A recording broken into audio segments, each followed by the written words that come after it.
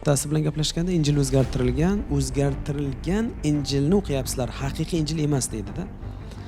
O'qib ko'rgansizmi degan savolni bersam yo'q dedi. Kim men uchun bir avtoritet bo'lsa, o'sha odam noto'g'ri deb aytdi-ku, avtoritet bo'lgan odam noto'g'ri ekan deb yuraveradi. O'zining shaxsiy fikri yo'q. Eng yomon narsa. Birovda eshitib olganligi uchun noto'g'ri deb aytish juda ham noto'g'ri. Har bir odam shaxsiy fikrlash, erkin fikrlash huquqiga ega. Mana masalan, opamiz kek pishirgan. Mazasi menga yoqdi. Sizlar o'sha kekni yomon deb ayta olasizlarmi? Yeb ko'rmagansizlar, yomon ekan deb aytsizlar, men qo'shilmayman, chunki sizlar yo'q edilaringda. Shu uchun o'qimagan odam noto'g'ri deb aytishga haqli.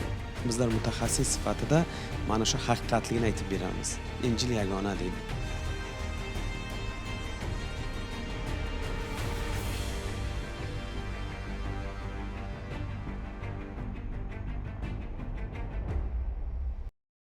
Endi ikkinchi savol, Tavrot va Injilni o'qisak bo'ladimi? Aslida umumiy xalqqa buni keragi yo'q. Nimaga? Yuqoridagi ibodat misolida ko'ringki, Tavrotda bor buyruq, Injilda bor buyruq, barchasi to'la-to'kis Qur'onda bor. Qur'onga amal qilsak, Tavrot va Injilga zotan amal qilayotgan bo'lamiz. Tavrot va Injilda odamlarning gaplari qo'shilib ketgan, o'zini gapi. Ularning gapini biz bilmaymiz. Alloh aytdimi, u aytdimi, Iso aytdimi, Muso aytdimi bilmaymiz. Shuning uchun unga kirishgan odam adashib qolish ehtimoli bor. To'g'risini topolmaydi zotan, chunki to'g'risi Qur'on. Oldingizda to'g'ri narsa turgandan keyin boshqa tomonga borishga hojati yo'q. Hojati yo'q. Umumiy ma'noda kerak emas, vaqt isrofi. Lekin ba'zilar aytadiki, ana musulmonlar boshqa kitobni o'qishdan odamlarni to'xtatadi. Yo'q, to'xtatmaymiz.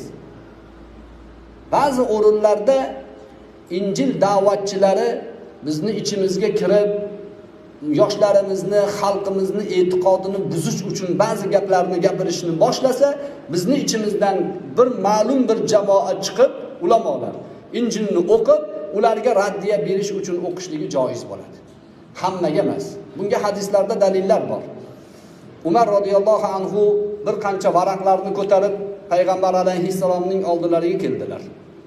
Ya Allohning rasuli, Tavrotda ham ajoyib gaplar bor ekan, buni ham olib o'qib yursak, foydalansak bo'ladimi dedi. Shunda payg'ambar alayhissalatu vassalomning muborak yuzlari qizardi, jahllari chiqdi. "Hey Umar" dedilar, "Sen qaysi buloqdan suv ichishing kerakligini bilmayapsanmi haliyami?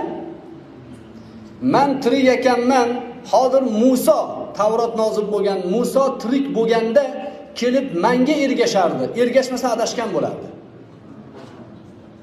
Sen men tirik ekanman, uning kitobini ko'tarib yursan." Yo'q dedilar. Yo'q, vaqtni isrof qilmaslik kerak. Nafaqat Tavrot, Injil haqida bu yerda gap. Sizga keraksiz bo'lgan umuman kitoblarni o'qimasdan kerakli kitobni o'qing. O'zingizni sohangizni o'qing. Shunda inshaalloh ummatga foydaliroq ish bo'ladi.